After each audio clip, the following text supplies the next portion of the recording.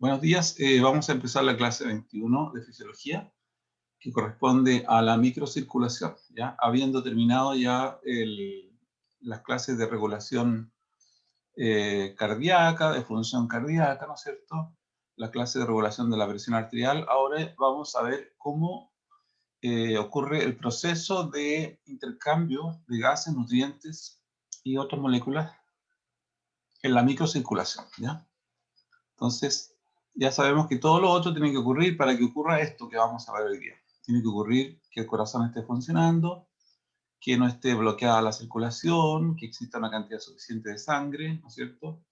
Que exista una apropiada función cardíaca en sus 5 funciones, ya que no esté bloqueado el flujo hacia el lecho circulatorio propiamente tal, y que pueda existir intercambio y se puedan también las mitocondrias de ese lugar no estén bloqueadas por algún veneno.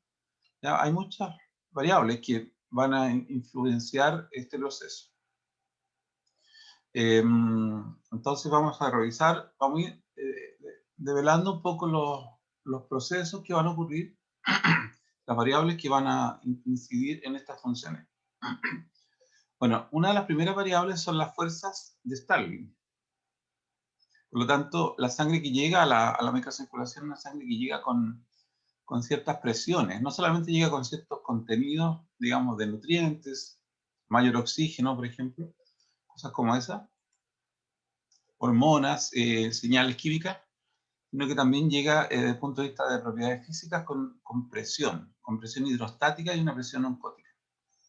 Entonces vamos a ver esos ejemplos de esas presiones, de esas fuerzas, y cómo también se puede generar edema en un tejido, ¿ya? En general. Entonces, el resultado de aprendizaje de la clase serían estos que están acá, y que al finalizar la clase ustedes puedan analizar la microcirculación a través de variables de las ecuaciones de Stalin y explicar causas y dar ejemplos de formación de edema utilizando la ecuación de Stalin, ¿ya?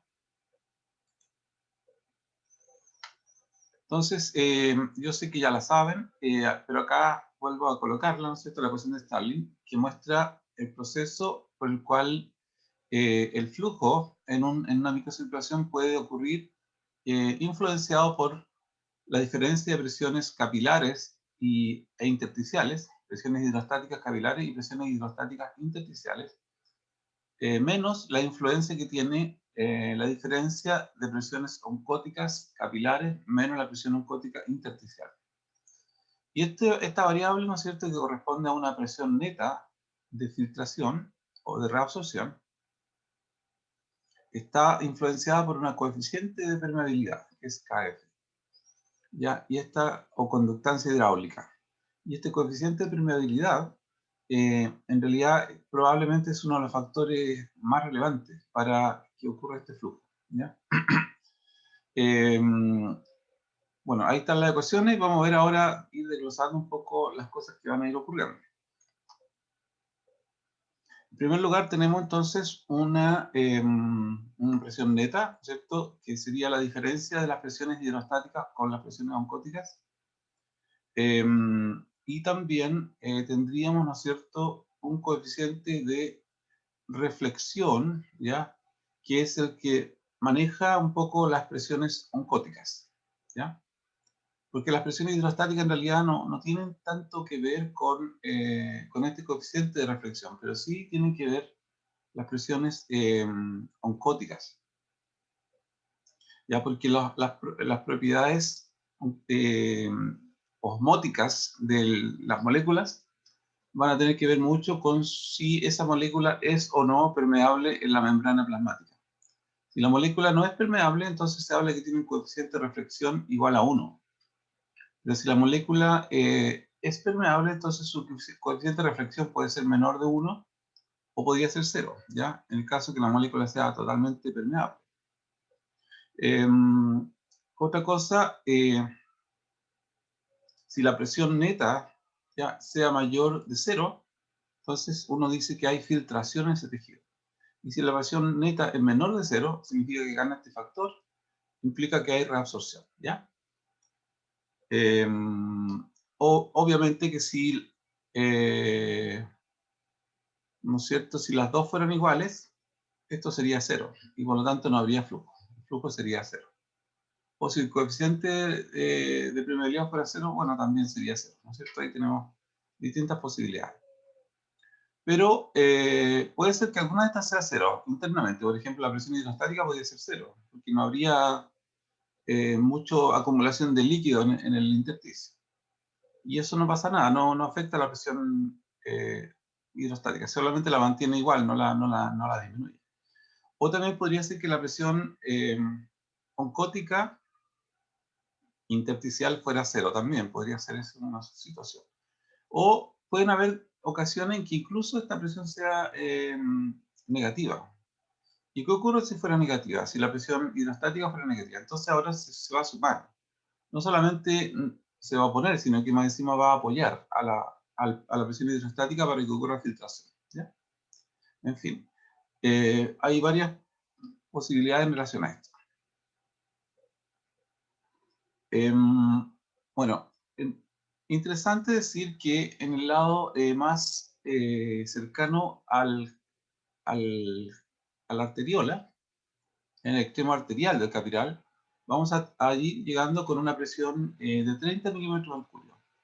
Y esta caída de presión normalmente depende, la presión hidrostática capilar, va a depender normalmente de cómo viene la presión hidrostática o la presión arterial sanguínea. ¿Ya? Esa es la primera percepción que uno tiene de esto, de que la presión hidrostática capilar en realidad es un resabio, es una consecuencia de la presión arterial. Pero les voy a dar una novedad y que seguramente les va a revolver la cabeza, es que en realidad esta presión hidrostática capilar depende más bien de la presión venosa, más que de la presión arterial. ¿Ok? Y esto es muy increíblemente importante, entender ese proceso que les estoy diciendo en este momento. Que la presión hidrostática depende más de la presión venosa que de la presión arterial. ¿Ok? Y esto tiene grandes consecuencias. Inclusive, desde el punto de vista cardiovascular, supongamos que tuviésemos una insuficiencia cardíaca ya del lado derecho, ya ventricular derecho. Si eso ocurre, lo que va a pasar es que la sangre se va a acumular primero en el ventrículo, después se va a ir acumulando hacia la aurícula, y de la aurícula va a empezar a subir un poco su presión, y esa presión va a seguir acumulándose hacia las venas. Y vamos a finalmente tener una presión venosa alta, ¿ya? Y esa presión venosa alta es la que va a generar grandes estragos en el lado intersticial. ¿Por qué? Porque al tener presiones hidrostáticas altas en el lecho capilar, voy a tener mayor filtración. Si tengo mayor filtración, voy a tener edema, ¿ok? Entonces, es bien interesante la consecuencia que tiene que en el lado venoso haya mayor presión hidrostática, ¿ya? En cambio, en el lado arterial podrían haber altas presiones, muy altas, y eso que no tenga ninguna consecuencia sobre la presión hidrostática. ¿Por qué? ¿Por qué sería eso? Porque en el lado arterial yo puedo perfectamente generar una vasoconstricción en un tejido, ¿ya? Y vasocontraigo. Y a ese tejido, por más que la presión esté alta en el lado arterial, en ese tejido la presión va a estar muy baja por efecto de la vasoconstricción, ¿ya? En cambio, no es así en el lado venoso, porque en el lado venoso no hay nada que detenga la presión, que en cierta forma va retrógradamente hacia los capilares. No hay nada que lo detenga, porque en general uno sabe que existe el principio del flujo continuo, ¿no es cierto?, de sangre, del lado venoso al lado arterial, y del arterial venoso y así dando vuelta, ¿no es cierto?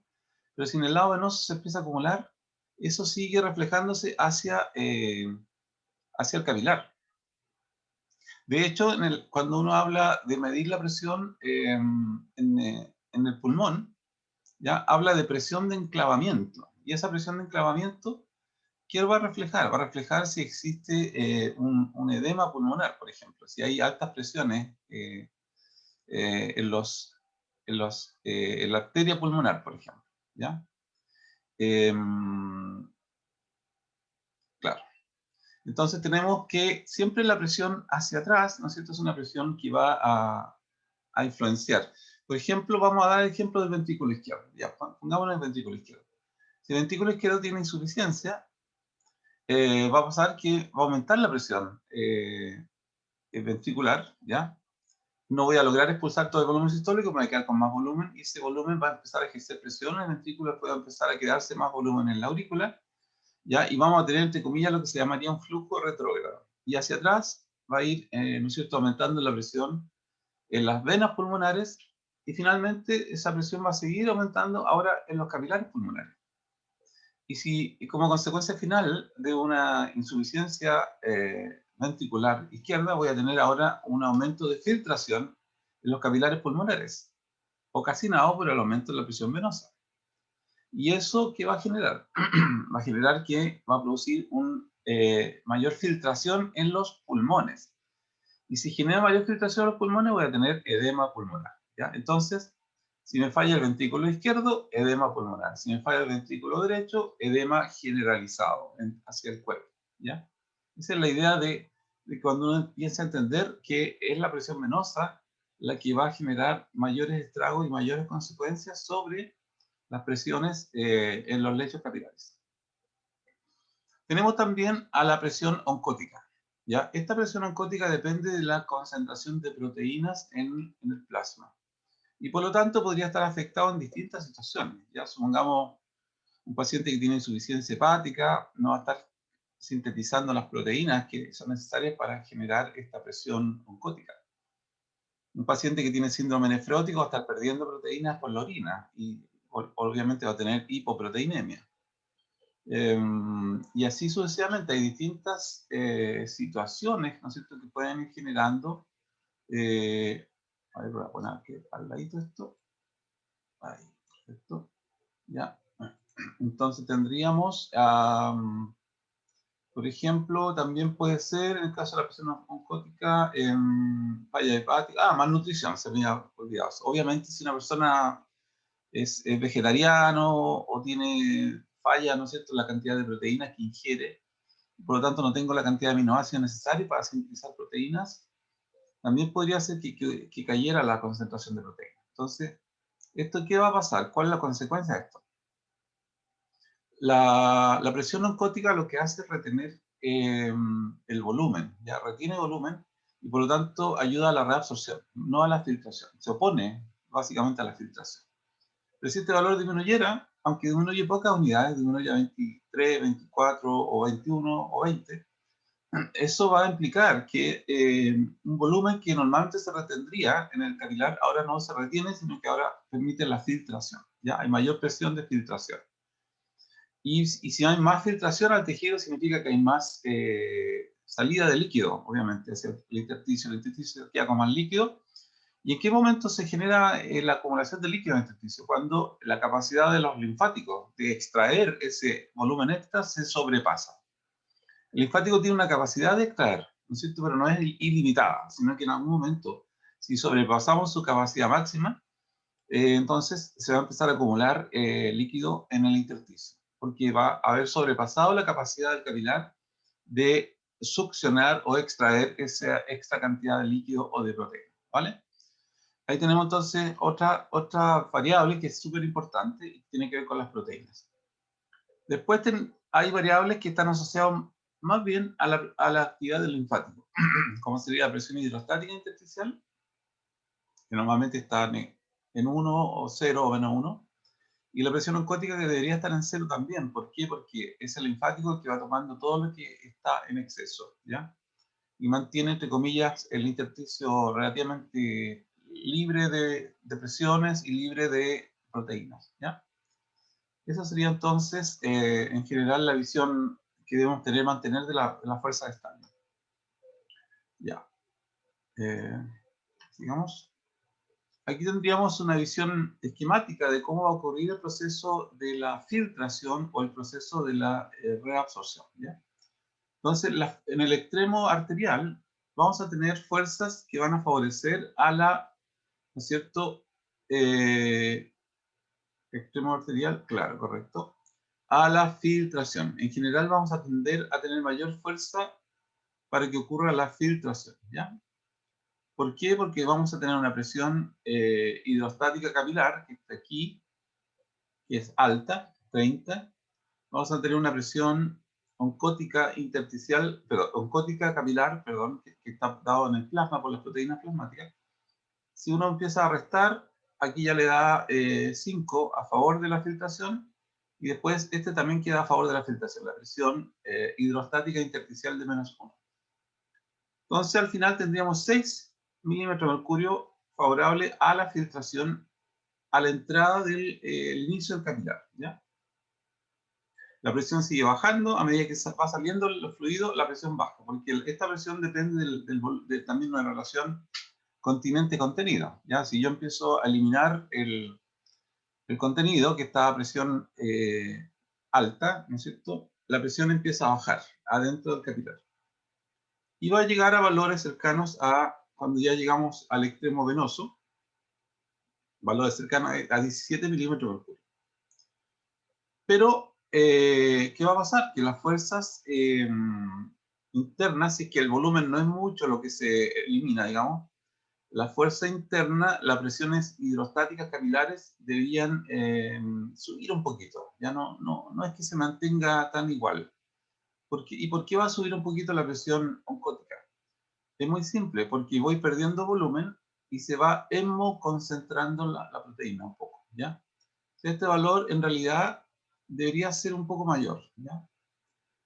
Y eso lo interesante de esto es que asumamos que fuera igual, ¿ya? Pero que no es la verdad. Pero si fuera igual, vamos ahora a tener una relación más favorable hacia la reabsorción, porque son las proteínas plasmáticas las que van a estar generando mayor fuerza.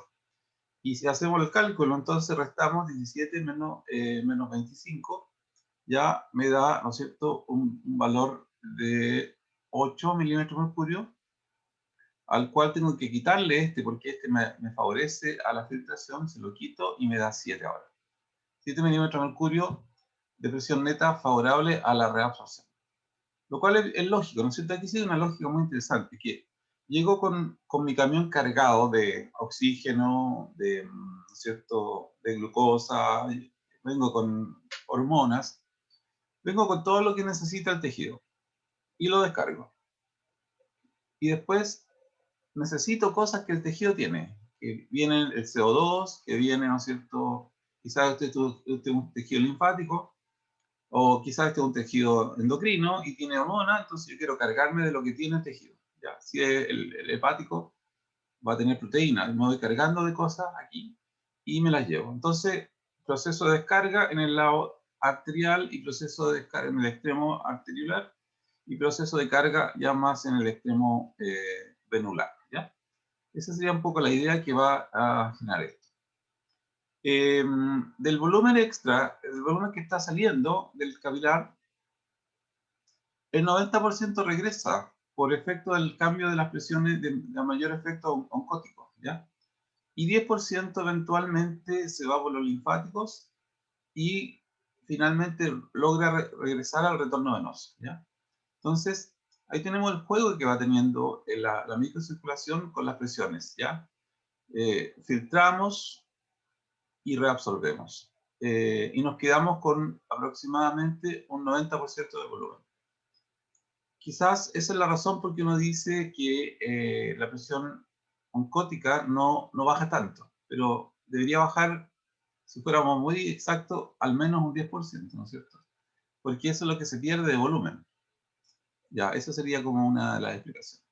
Ahora, hay lugares donde ocurre este proceso de filtración y donde solamente ocurre filtración, ya que es en el tejido renal, en el glomérulo renal, ¿ya? Es bien interesante. ¿Y por qué pasa esto?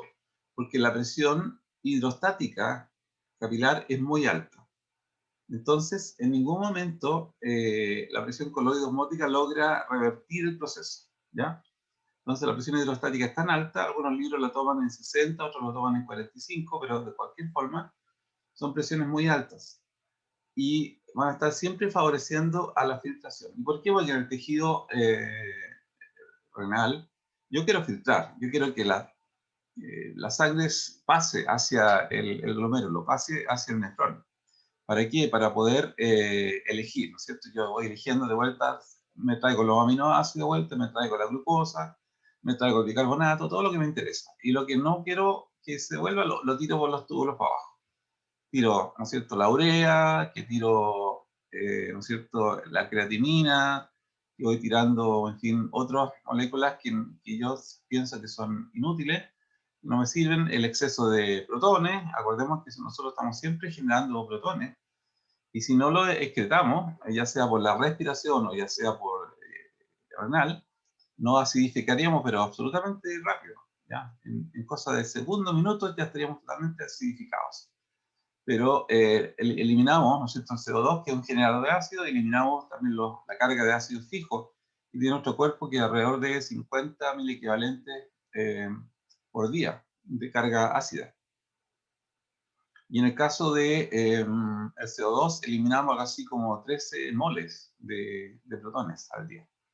Entonces se dan cuenta de la cantidad enorme de ácidos que tengo que eliminar. Entonces, por eso el riñón lo que quiere es filtrar, ¿no es cierto? No quiere quedarse con, no quiere que le devuelvan, sino que quiere filtrar para que después se devuelva por los capilares peritubulares. Ahí vamos a recuperar lo que es importante, y lo que no es importante es ir por los túbulos hacia la excreción.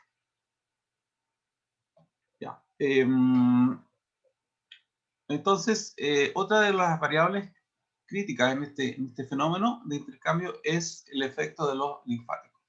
Sabemos que el linfático entonces reabsorbe el 10% del volumen filtrado y el 100% de las proteínas, ¿ya?, que están presentes. Eso hace que mantenga entonces la presión hidrostática intersticial baja o negativa, y la presión oncótica intersticial igual a 0. El mismo ejemplo mostrado acá, ¿no es cierto?, pensando que el linfático siempre va a estar reabsorbiendo ese 10%. Acá estamos con fuerza de filtración y finalmente pasamos a una fuerza de reabsorción que recupera el 90%, ¿no es cierto? Ok, ahí están. Y este esquema, que es bastante equivalente, un poco más completo, pero en el fondo es lo mismo que lo que ya se ha visto. Las fuerzas que están en cierta forma ayudando a la filtración sería la presión hidrostática capilar y la presión hidrostática intersticial, presión oncótica intersticial. Esas son fuerzas que ayudan a la filtración. Y las fuerzas que ayudan hacia la reabsorción sería la presión oncótica capilar, ¿ya?, o la P de plasma, ¿ya?, y la presión oncótica intersticial, ¿ya?, del fluido intersticial. Que aquí le colocan 1, ¿ya? Es muy cercano a 0. Así que da lo mismo acá, con estos valores que están acá, da una presión de filtración de 11 y después una presión de reabsorción de 9, ¿ya? Se vuelve a tomar un porcentaje que sería el 10% del fluido hacia el vaso y el 90% se reabsorbe. Aquí en este esquema no cambian la presión oncótica del capilar. Ya. Bueno, y acá simplemente para cerrar, las fuerzas que favorecen la filtración, entonces sería la presión oncótica, perdón, hidrostática capilar y la presión oncótica intersticial, favorecen a la filtración. Las fuerzas que favorecen la reabsorción, la presión hidrostática del intersticio y la presión oncótica del capilar. En el esquema del Constanzo, ¿no es cierto?, ¿cómo lo muestra? Lo muestra con presiones de 30 en el extremo arteriolar, hidrostáticas, y con una diferencia de, ahora aquí en vez de 25 coloca 26, ¿ya? Y en fin, ahí vemos la diferencia de fuerza que da una presión neta de 6 milímetros de mercurio. ¿Ya? Perfecto. Ya, aquí le da una presión oncótica capilar de más 3, ¿ya? Entonces eso estaría favoreciendo la filtración.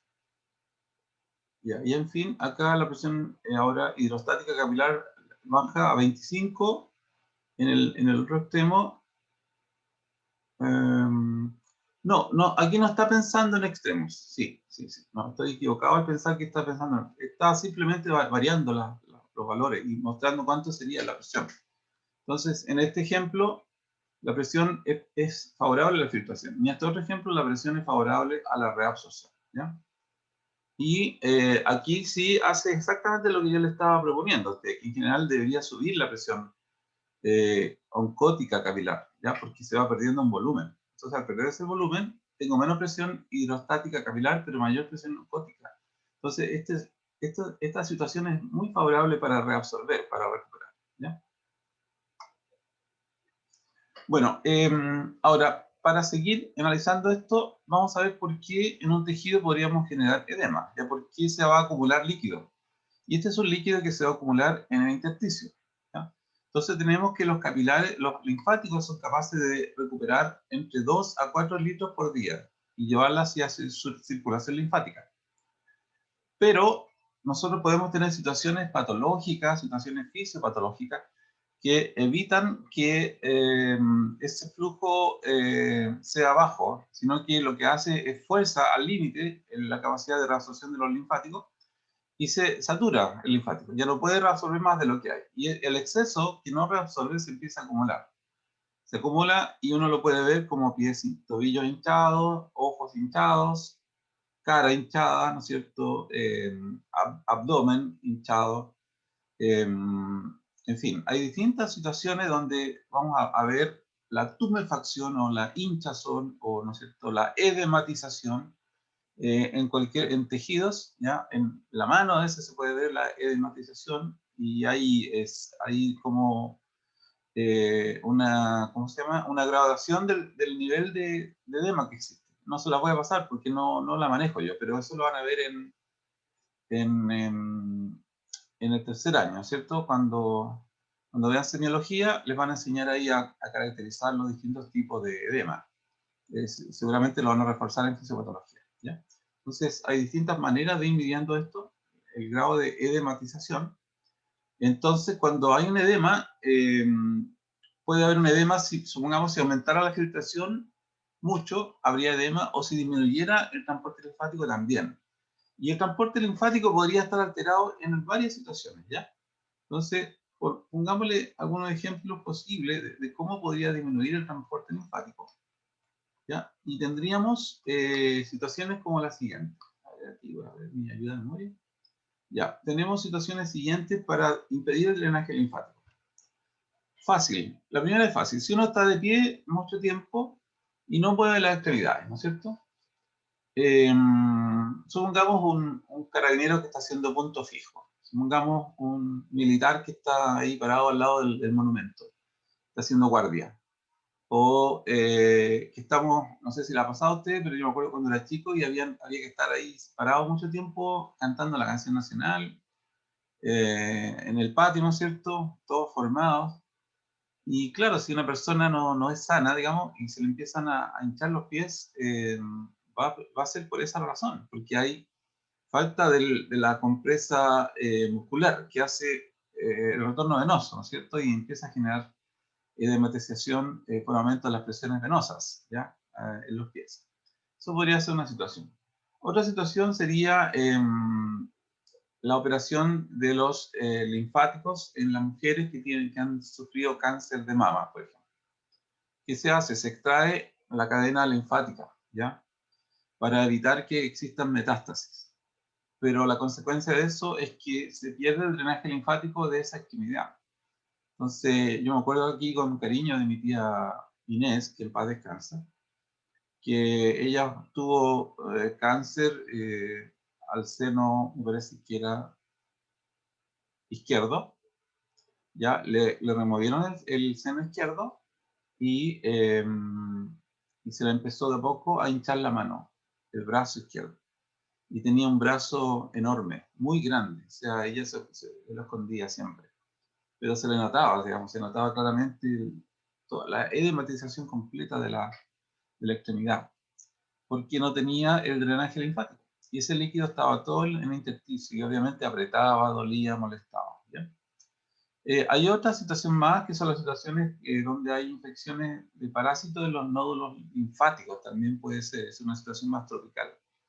¿Ya? Me gustaría si alguien puede revisar, por ejemplo, si encuentra algún tipo de enfermedad donde, donde se bloquee o se altere la función linfática y eso pueda generar algún tipo de trastorno tipo edematización o ensanchamiento de la extremidad o algo así.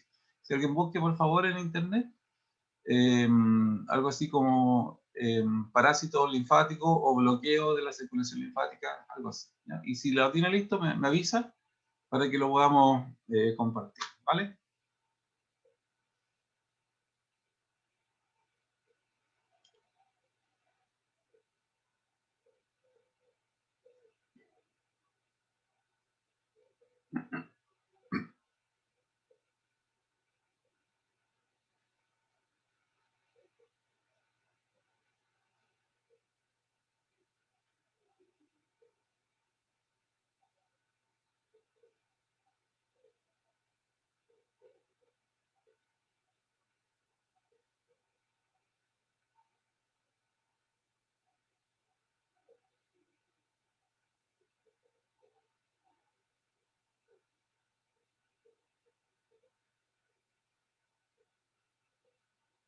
Aquí encontré uno. Profe, Ya, a ay, ver, hablamos.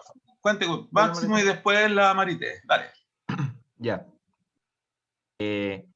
Encontré uno acá que se llama filariasis linfática. ¿Vale? ¿Qué dice? Dice, es una enfermedad tropical desatendida. La infección humana se produce por la transmisión de unos parásitos denominados filarias a través de los mosquitos. Dice que al picar estos insectos depositan un parásito que se traslada hasta el sistema linfático.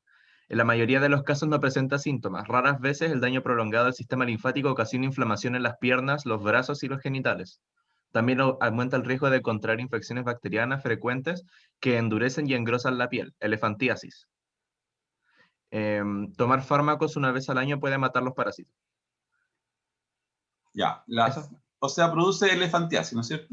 Sí. Ya, Máximo, búscate una imagen de elefantiasis y después la muestra. Ya, a ver, Marité, cuente. Iba a hablar antes, pero no me acordaba cómo se llama el parásito, pero es lo que dijo el Máximo. Ah, ya, ok. A ver, estaba hablando de la filariasis también. Sí, solo que estaba buscando el nombre del parásito porque no me acordaba. Ah, ya. Y bueno, al final el Máximo dijo lo que yo iba a decir, po. Bueno, te ganó el Máximo. Yo prefiero encontrar una foto. Ya. Yo dejo de compartir y comparte tú, a ver, a verla. Ya.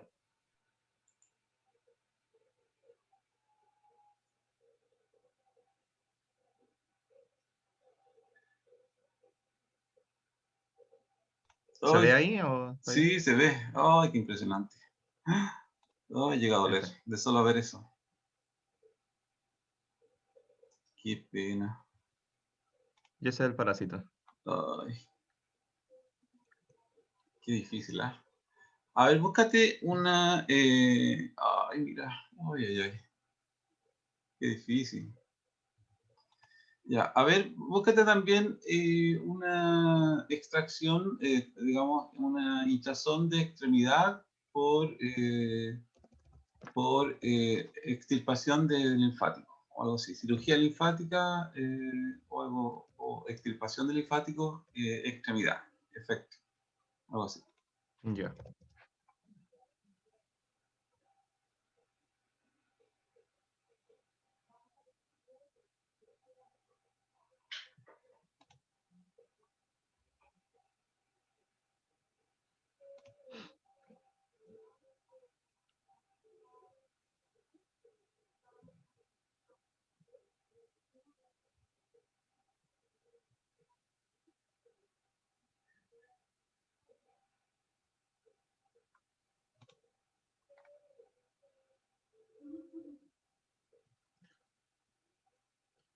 Profe, ¿busco la foto o busco...? No, fotos, veamos una foto. Sí, Ya, perfecto.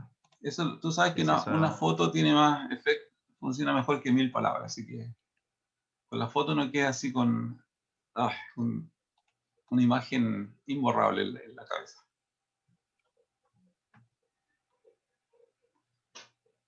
Ya, ahí tenemos edema, ¿no es cierto? Eso es el Linfedema, linfedema. claro.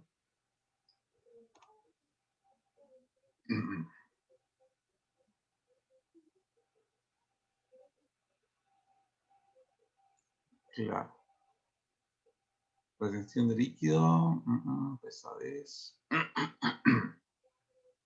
drenaje linfático. Bueno, y ahí está claro por qué el drenaje linfático es tan importante a veces, ¿no es cierto? Cuando uno está así totalmente hinchado.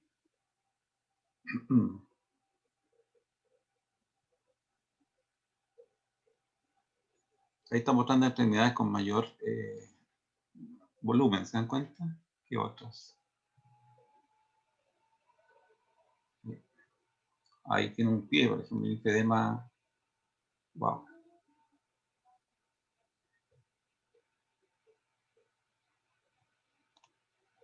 Ya. Uy, qué difícil. Ya. Muy bien. Listo. Entonces, hagamos un break de 10 minutos, ¿ya? Y volvemos para completar la clase, ¿vale? Ya, profe. Ya. Entonces voy a dejar de grabar. Vamos a ver.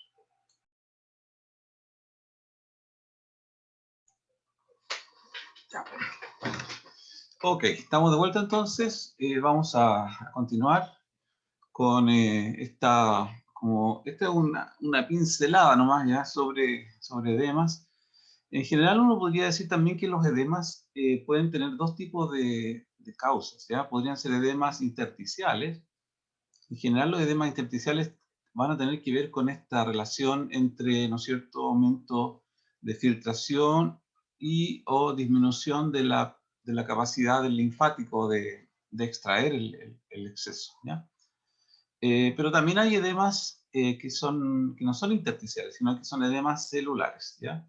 Y ese tipo de edemas celulares sería, la causa en ese caso ya no sería la alteración entre las presiones hidrostáticas, presiones oncóticas y el linfático, sino que sería, en ese caso, normalmente a través de, ya sea, por ejemplo, necrosis, ya sea una inflamación, o ya sea otro tipo de alteraciones propiamente celulares, ¿ya? Envenenamientos, que pueden generar falta de, por ejemplo, de función de las bombas, acumulación de sodio en la célula, ¿ya? Y el sodio en la célula va a generar tumefacción, ¿ya? Por efecto también de la atracción del agua, ¿ya? Y porque no está resolviendo, como ya sabemos, el problema osmótico, ¿ya? Ahí tenemos otra posibilidad. Entonces tenemos edemas intersticiales, que serían estos que estamos viendo acá, y los otros son los edemas celulares. Ya, el edema en general es conocido como uno de los signos de la inflamación. ¿Ya? La inflamación tendría como 5 signos visibles. 4 de ellos son los que se conocen como la tétrada de Celsius, y el quinto sería el signo de Virchow. ¿Ya? El primero sería el calor. El edema, la inflamación va a tener un calor, va a tener una rubicundez, ¿no es cierto? Va a tener rubor, que significa enrojecimiento, ¿ya? Va a tener tumefacción, que es la hinchazón, y va a tener dolor. Esa es la triada, la tetrada de Celsius, ¿ya? Calor, rubor, tumefacción, dolor. Y después de esto se le agregó unos tiempo después se agregó el quinto signo de Virchow, la pérdida funcional, ¿no? Porque ese tejido también deja de funcionar adecuadamente. Y cuando hay este tipo de inflamaciones, se van a formar transudados y exudados, ¿ya? ¿Qué sería un transudado? ¿Ya? Normalmente tendríamos que hay este equilibrio entre presiones hidrostáticas filtrantes y presiones coloidosmóticas reabsorbentes. ¿Ya? Va a existir este equilibrio. Y la permeabilidad del capilar va a tener una permeabilidad normal, que no es excesiva tampoco, ¿ya? Sin embargo, cuando puede existir una disminución del contenido proteico, como se muestra en este ejemplo, ¿ya? Hay disminución de la síntesis de proteínas, por ejemplo, con enfermedad hepática o aumento de la pérdida de proteínas, como en la nefropatía, el líquido se va a extravasar, va a haber como una mayor filtración, ¿ya? Entonces, al haber mayor filtración, y esto podría ser otra de las causas, fíjense que bien interesante lo que dice acá, obstrucción del flujo venoso, ¿ya? Por ejemplo, en insuficiencia cardíaca congestiva, que es lo que habíamos pensado, qué pasaba si hay obstrucción, ¿no es cierto? Si hay aumento de la presión venosa en el cuerpo, ¿ya? Obviamente eso va a generar un edema generalizado. Hay un nombre que se usa para el edema generalizado, se llama anasarca, cuando el paciente está edematizado de cabeza a pie, ¿ya? Todo, completamente. Y el transudado, ¿qué sería? Dice trasudado. Bueno, en general se dice trasudado, ¿no? Pero también se le usa, no sé, quizá erróneamente, el transudado. Bueno, va a significar que hay una extravasación del líquido, pero con poca contenido proteico y pocas células. En cambio, en el exudado, ¿qué es lo que va a haber? Va a haber extravasación de proteínas y líquidos. Entonces va a haber un aumento del contenido proteico y puede contener algunos leucocitos y eritocitos, ¿ya? Eso es típico de la inflamación, que exista esa vasodilatación, la estasia venosa y aumento del espacio interendoteliales, ¿no es cierto? Es decir, vamos a poder pasar por entre medio del endotelio en condiciones que normalmente no existen estas fenestraciones, ¿ya? Hay tejidos que están altamente fenestrados, por ejemplo, el tejido hepático, ¿ya? Y que favorece entonces la salida de las proteínas que están siendo sintetizadas, las proteínas plasmáticas. Pero hay otros tejidos que no tienen esto, que, por ejemplo, el endotelio capilar cerebral, ¿ya? Que tiene uniones estrechas muy firmes que hacen impermeable el paso de las proteínas, ¿ya? Por ese lugar. Entonces, la diferencia entre transudado y exudado sería que el transudado sería una extravasación del líquido, plasmático, con poco contenido de proteico y poco contenido de células. Entonces va a aumentar la presión hidrostática capilar, más que nada.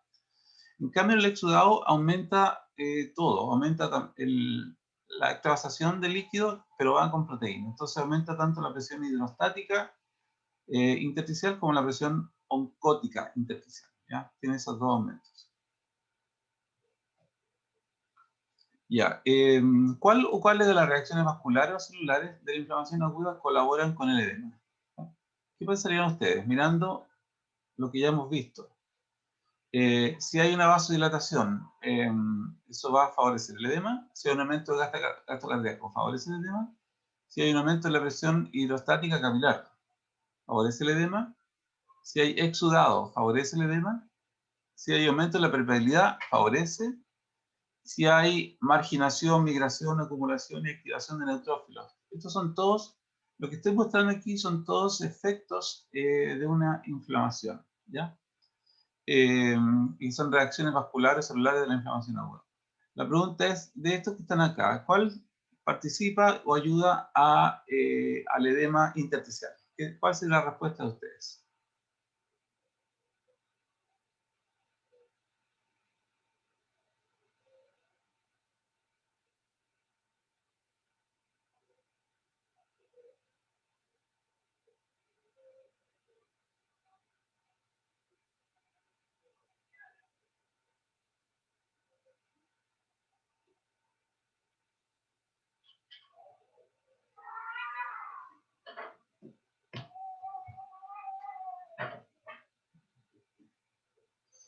Ya, bueno,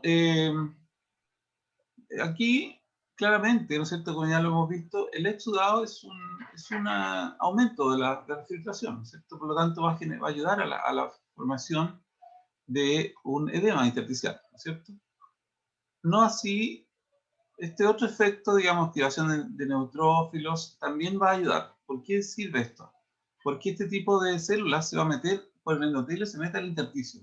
Y el intersticio genera como una bomba nuclear, genera una reacción, ¿no es cierto?, inmunológica. Y esa reacción inflamatoria inmunológica también genera inflamación, ¿ya? Ayuda a mayor llegada de volumen a ese lugar, ¿no es cierto? Entonces también favorece. El aumento de la presión hidrostática, obviamente que favorece, porque yo estoy ayudando a que exista más fuerza de Starling, ¿no es cierto?, para el proceso. Entonces, el aumento de la permeabilidad, que ahí también está afectando, porque aumenta el coeficiente de filtración, ¿ya? Entonces, si se dan cuenta, tengo una serie de variables que en realidad participan de alguna u otra forma, todas participan un poco. Si aumenta el gasto cardíaco, va a aumentar la presión hidrostática. Si hay vasodilatación también va a producir una estasia en el flujo venoso, ¿no es cierto? Exudado, en fin. O sea, la respuesta sería todas. Participan más o menos en la formación del edema intersticial. ¿Ya? Ya, y aquí vamos a tener ejemplos de cómo los cambios que hemos visto pueden participar en la formación de este edema. Por ejemplo, el aumento de la presión hidrostática capilar puede ser generado por la vasodilatación arteriolar, por la constricción venosa, ¿ya? También puede ser por el aumento de la presión venosa, asociado a una insuficiencia cardíaca, por ejemplo, o la expansión del volumen del líquido extracelular, ¿ya? Todas esas cosas pueden ayudar a aumentar la presión hidrostática del capilar. ¿Qué otra cosa? Y esto, aumento de la presión hidrostática, va a servir para generar edematización, ya eso es importante. La caída de la presión oncótica también ayuda, porque voy a evitar retener, ¿no es cierto? Y va a aumentar la filtración. Disminuye la concentración de proteínas plasmáticas, por ejemplo, insuficiencia hepática grave, malnutrición, síndrome nefrótico. También aumento de la conductancia del tejido, es decir, que el tejido sea más sensible, ¿no es cierto?, estén más abiertos los poros, por así decirlo, y puedan pasar más cosas. Esto pasa en las quemaduras, en la inflamación, y se liberan moléculas quimioatractantes, ¿no es cierto?, la histamina, la citosina, y esas moléculas van ayudando a que lleguen más leucocitos al lugar y ocurra, la inflamación siga hasta que se elimina, ¿no es cierto?, el patógeno. También estaría el deterioro del drenaje linfático. Por ejemplo, en bipedestación, ya mismo, ausencia de compresión de los linfáticos por el músculo esquelético, extirpación o irradiación de los ganglios linfáticos, pacientes con tumor, por ejemplo, y se quiere evitar la propagación del tumor, o la infección parasitaria como la filariasis, que puede generar elefantiasis y otro tipo de alteraciones, ¿no es cierto?, que ya la hemos mirado. Ahí tenemos ejemplos, y ahora vamos a mirar en esta última parte, ya vamos a ver, son las 9:10, ya, me voy a dar unos aproximadamente 5 minutos para que después veamos el Kahoot y lo vamos a hacer, ya para ir cerrando esta parte. Ya, las fuerzas de Starling pueden variar, y vamos a ver algunas situaciones aquí en los capilares pulmonares, y también en el glomérulo, ¿ya? Entonces, básicamente, en estos dos lugares vamos a concentrarnos y vamos a mirar cómo varían las fuerzas de Starling. Bueno, en el capilar pulmonar vamos a tener en el extremo arterial esta característica que está a favor de filtración con una presión neta de 4 milímetros de mercurio, ¿ya? Entonces tenemos las variables que normalmente van a ocurrir. En el extremo venoso vamos a tener caída de la presión hidrostática capilar a 17, y lo cual va a ayudar a la reabsorción. Esto sería en el capilar sistémico, en normalidad. Ahora comparemos con el pulmonar. El pulmonar, ¿qué va a tener? En el extremo arterial, como las presiones son más bajas en los pulmones, va a tener una presión mucho más baja, ¿no es cierto? Y una presión oncótica que se mantiene. Entonces, si uno suma y resta, lo que va a tener acá es una presión intersticial alta, ¿ya? Ustedes saben que los alveolos están tienen líquido, no están secos, ¿ya? Tienen líquido para ayudar a la disolución, y porque bien, en fin, están adentro de nuestro cuerpo y están en una saturación de 100% de agua, ya vapor de agua. Sin embargo, esa barrera, ¿no es cierto?, del capilar hacia el intersticio pulmonar, es una barrera que no es 100% impermeable, sino que tiene una alta permeabilidad, lo cual estaría asociado a este coeficiente de reflexión de 0.5, tanto en el extremo arterial como en el extremo capilar. Por lo tanto, la fuerza neta no es igual al 100% de la diferencia de presión, ¿ya?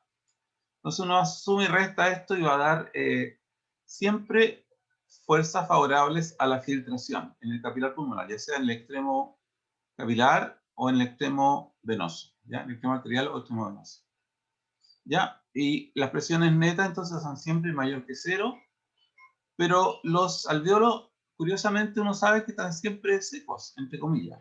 ¿Y por qué seco? Porque no están secos, pero hay una película pequeñita de agua, ¿no es cierto?, recubriendo el alveolo. Y no habría un edema pulmonar también, o sea, el intersticio tampoco estaría tan lleno de volumen. ¿Por qué pasa esto siendo que siempre hay filtración? Que no hay edema intersticial por tres efectos. Primero, hay una gran actividad linfática que va sacando el fluido que está filtrado. Segundo, la caída de la presión hidrostática, ¿no es cierto? Coloidosmótica, perdón, la presión oncótica intersticial cae, ¿no es cierto? Como se va mostrando aquí, tiene un valor, bueno, perdón, acá está. Esta presión es una presión, ¿no es cierto?, que ayuda entonces a la reabsorción del fluido filtrado, ¿no es cierto? Y tenemos esa posibilidad. La otra posibilidad es la alta distensibilidad intersticial, ¿ya? Entonces el intersticio, al ser altamente distensible, cuando el pulmón cambia de volumen, ¿no es cierto?, y se produce una presión intersticial aumentada, y cuando se acumula el fluido intersticial, se produce un efecto de bañera, ya donde el exceso de fluido que se va generando, ¿no es cierto?, se logra extraer del intersticio.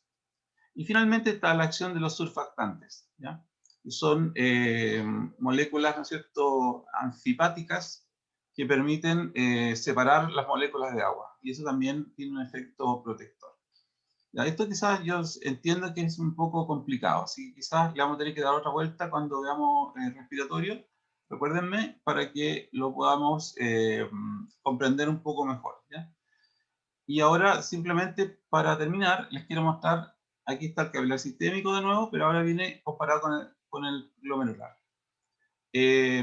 Hay autores que dicen que la arterial aferente va a 60, otros autores que dicen que va cerca de 45, ¿ya? En realidad, pero lo importante es que va muy alta. Y se pierde un poquito nomás de presión hidrostática en el lado eferente. Pero lo que cambia mucho, fíjense, es la presión oncótica del capilar. De 25 sube a 33 porque se filtró mucho. Se filtró como un 20% del volumen. El volumen que entró, aproximadamente un 20% se filtró. Lo cual implica que debe subir la concentración o la evoconcentración en aproximadamente un 20%, más o menos, ¿ya? Tenemos presión hidrostática intersticial alta porque hay líquido adentro de la cápsula de Bowman, ¿no es cierto? Y la presión oncótica intersticial es cero porque no pasan proteínas. Y lo otro interesante es que siempre está favoreciendo la filtración, ¿no es cierto? Ahí tendríamos entonces la visión completa de qué pasaría comparando el capilar pulmonar, que está siempre filtración, filtración, y el capilar glomerular, que está siempre filtración, filtración. ¿Se dan cuenta? Son dos lugares donde va a ocurrir la fuerza de Stalin, van a favorecer a la filtración.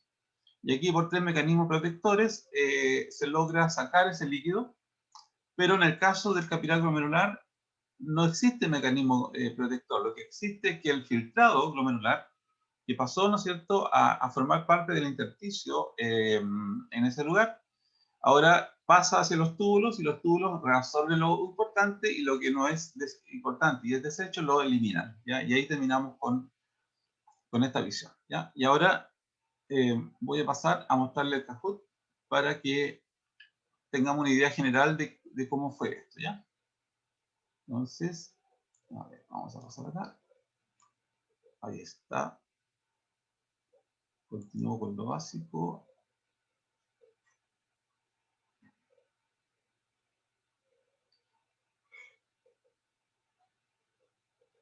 Gracias. Ahí está.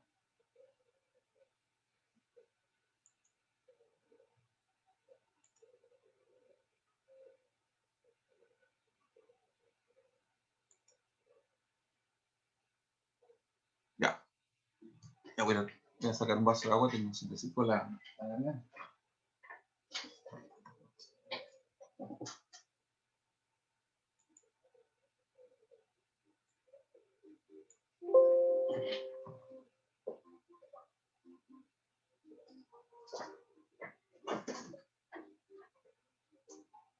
Bueno, gracias.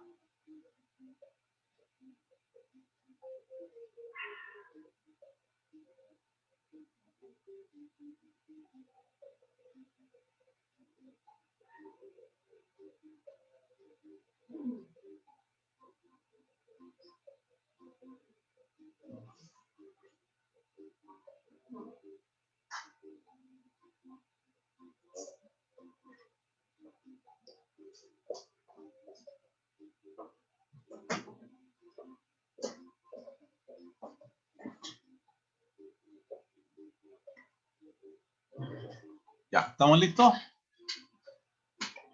Ya, partimos.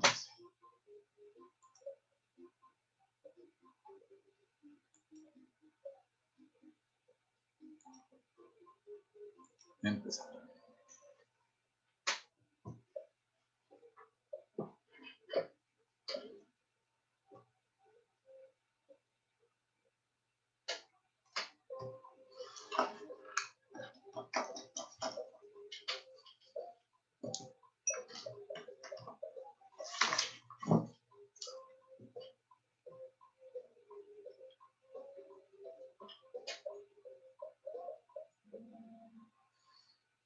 Menor flujo sanguíneo, ¿no es cierto? Si yo genero vasoconstricción, que es las vías que aferentes, por así decirlo, que van entregando, ¿no es cierto?, la sangre a ese lecho vascular, y esas arterias o arteriolas se vasocontraen, obviamente que hay un menor flujo sanguíneo. Ya. La siguiente.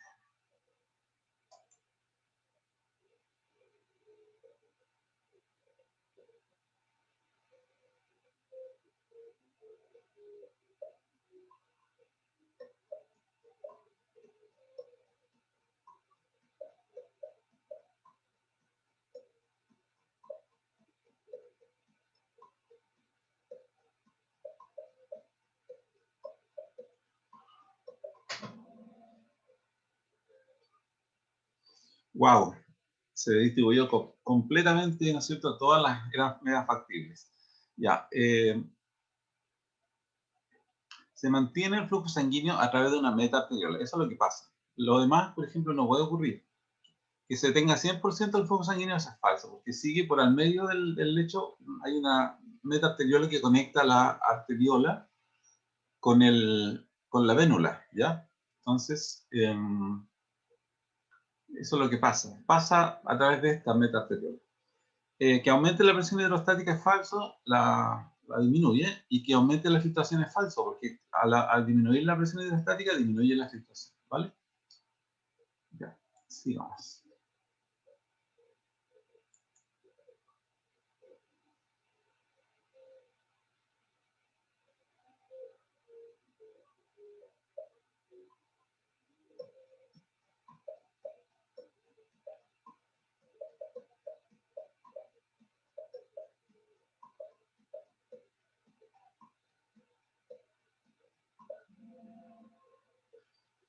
Oye, qué interesante cómo se está distribuyendo la respuesta.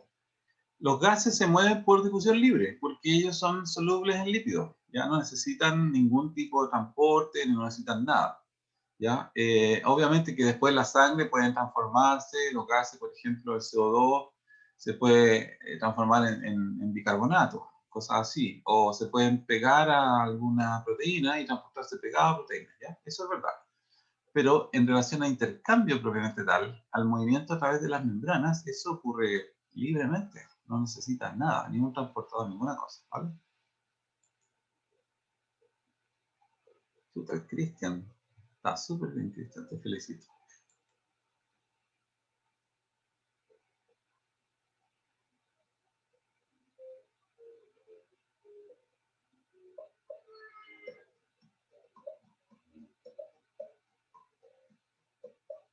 Aquí son todas, son las que, son varias, puede ser más de una por si acaso.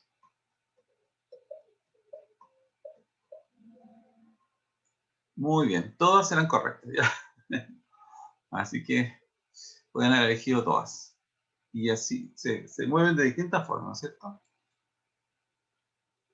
Y Cristian ahí no va aflojando, Cristian, muy bien.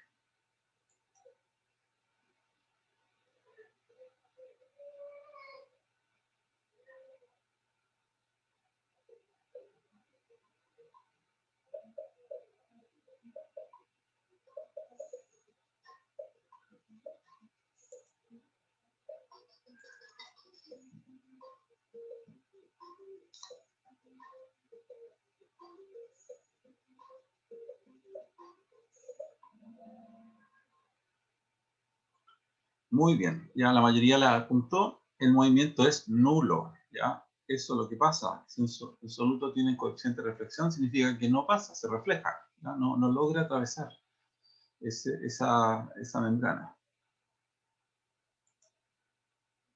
Y Cristian no suelta la punta.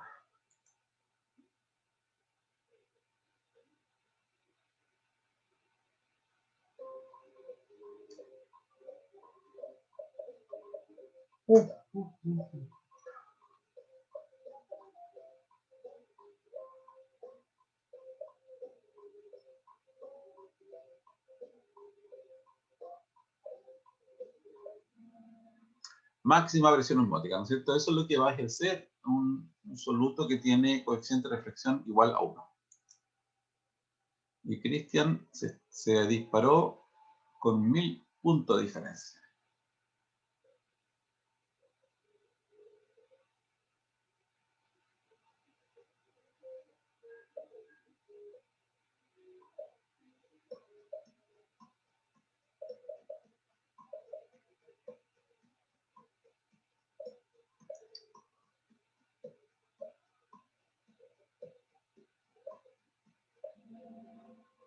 La filtración, por supuesto. Eso es lo que se favorece al inicio, ¿no es cierto? Muy bien. Bien, Cristian.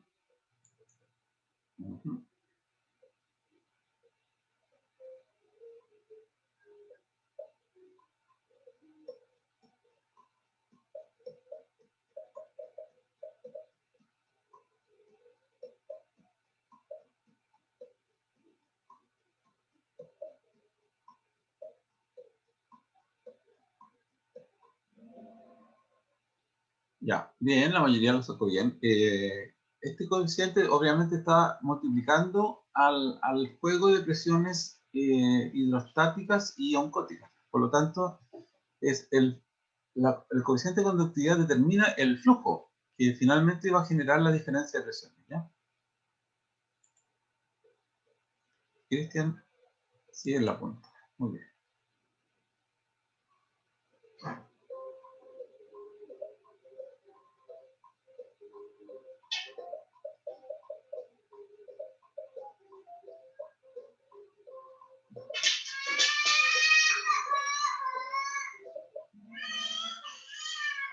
Ya. En la suma, se habla de la suma, cuando correctamente ustedes pueden decir, sí, pero profesor, hay resta dentro de ya, está bien. También vamos a asumir que los que pusieron resta también está correcto, ¿ya? Porque en el fondo aparecen restas y aparecen sumas, ¿ya? O sea, en fin, rojo y azul son correctos, ¿vale? Ya. Y la presión neta, ojo, cuidado los que pusieron, nadie puso, ya, está bien. No es flujo neto, ¿no es cierto? Ya. Ya, muy bien, sigamos. Ahí.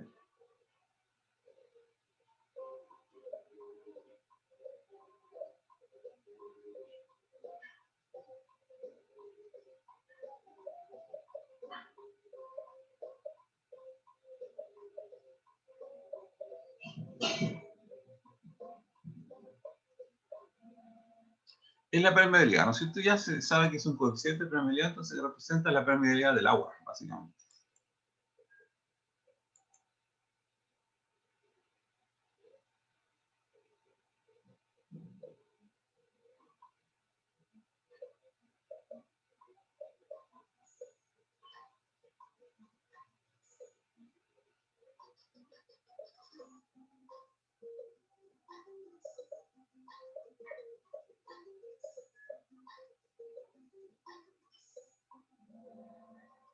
La injuria al capilar, la alteración de su membrana, la ruptura de su membrana, obviamente que altera el coeficiente de filtración de ese tejido, ¿ya?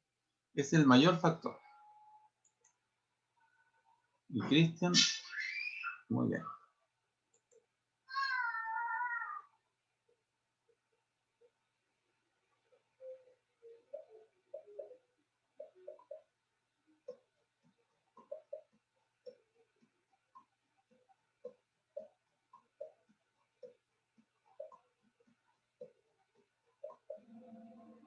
Muy bien, verdadero, ¿no es cierto? Eso es cierto. Capilares fenestrados, por ejemplo, en el hígado, o capilares cerebrales, que son muy impermeables, tienen diferencia en sus coeficientes de filtración. Y Máximo se tiró la punta. Te pasaron, Cristian. Vaya.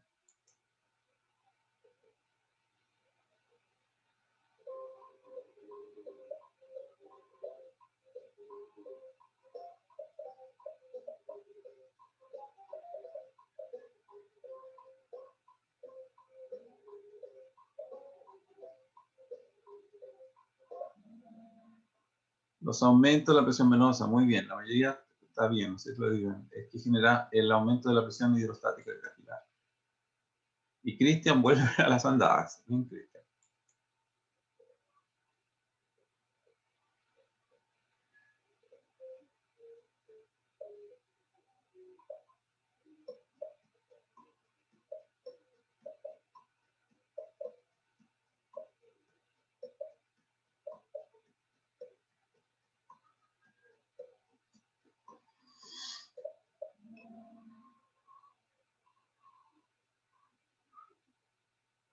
Entonces, ya sabemos, la filariasis, elefantiasis, extirpación de ganglios linfáticos, ¿cierto? Que genera disminución o bloqueo de la función linfática, va a generar un aumento de la presión hidrostática intersticial porque se está acumulando el líquido en ese lugar, ¿cierto? Ya. Nos quedan dos nomás.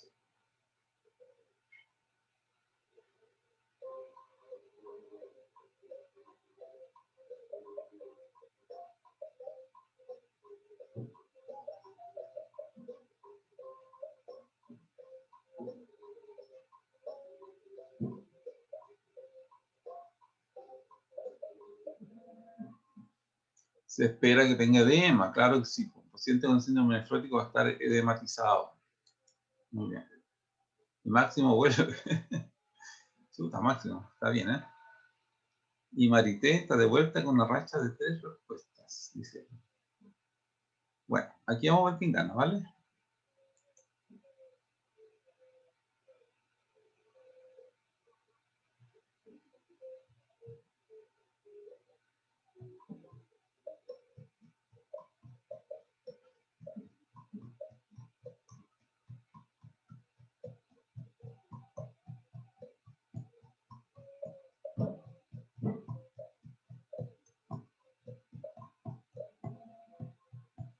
Ya, la presión hidrostática del capilar, porque recordemos que el mayor factor que afecta a la presión hidrostática es la presión venosa. Y en la insuficiencia cardíaca congestiva va a aumentar la presión venosa. Y por lo tanto va a afectar la presión hidrostática capilar. Muy bien. ¿Quién ganó? Máximo ganó, segundo Cristian y tercero la Constanza. Felicitaciones. ¿Ya? Muy bien, chiquillos. Hemos terminado y son las 9:32, así que estamos bien en el horario también, ¿ya? Así que voy a dejar de partir. Y me despido, ya que tengan un buen día, y me tengo que ver a la tardecita con el grupo de neurociencias, ¿no es cierto? El grupo 1, y con el otro grupo nos veríamos ya mañana, si Dios quiere, ¿ya? Con el otro grupo B. Así que tengan buenos días y nos estamos viendo, ¿vale? Gracias, Igualmente, profe. Muchas gracias. Chao. Gracias, profe. Chao, Chao. chao. A cuidarse. Profe, gracias. Que profe. Chao, chao.